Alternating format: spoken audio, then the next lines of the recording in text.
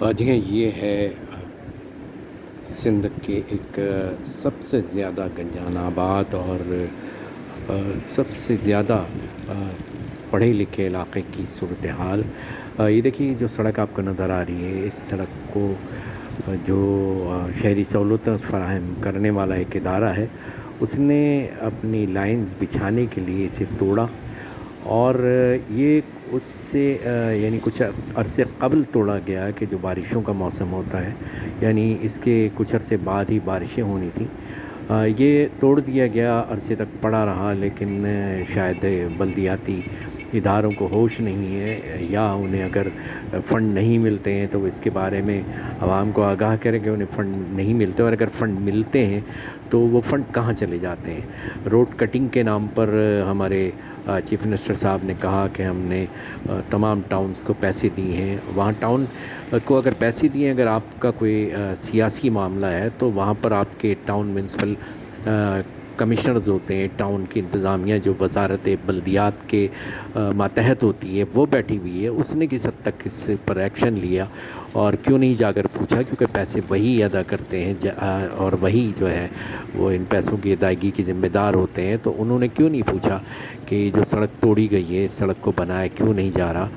اور اس سڑک کو اگر نہیں بنایا جا رہا تو کون سی ایسی وجوہات ہیں یا کون رکاوٹ ڈال رہا ہے۔ اس کا مطلب ہے کہ انہوں نے اس کی طرف توجہ نہیں دی، انہوں نے اس کی طرف دیکھا ہی نہیں، ان کی بلا سے کہ کراچی کے شہری، اس پڑھے لکھے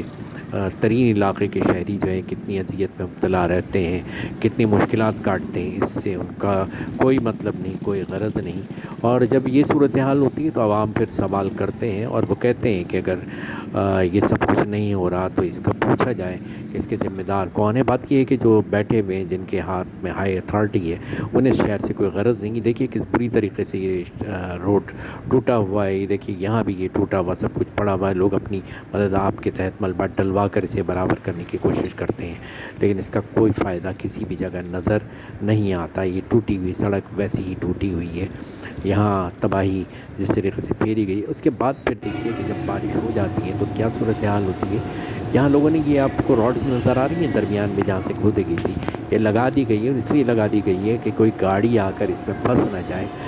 کوئی شخص جو ہے آ کر اس میں جو ہے پھنس نہ جائے، اس کا پیر نہ چلا جائے۔ اور یہ دیکھیے یہ ٹوٹی ہوئی سڑک پہ یہ پانی جس طریقے سے جمع ہے، جیسے گاڑیاں گزر رہی ہیں، تو تکلیف دہ صورتحال یہاں بنی ہوئی ہے۔ اس تکلیف دہ صورتحال میں دیکھنا چاہیے کہ آخر عوام کا دیا ہوا پیسہ، انہی کا دیا ہوا ٹیکس جو ہے کہاں خرچ ہو رہا ہے۔ اگر یہ تباہی جو پھیلی ہوئی ہے، بارش کے بعد ہمیشہ ایک تباہی پھیل جاتی ہے، اس تباہی کو کوئی ایڈریس کرنے والا نہیں ہے، کوئی پوچھنے والا نہیں ہے، صرف اور صرف ووٹ حاصل کرنے کے لیے۔ تو ہم اسے صوبائی حکومت کی ناکامی کہیں یا ان کی عدم انتظامی کہیں، ان کا نظر نہ رکھنا کہیں، کیا کہیں۔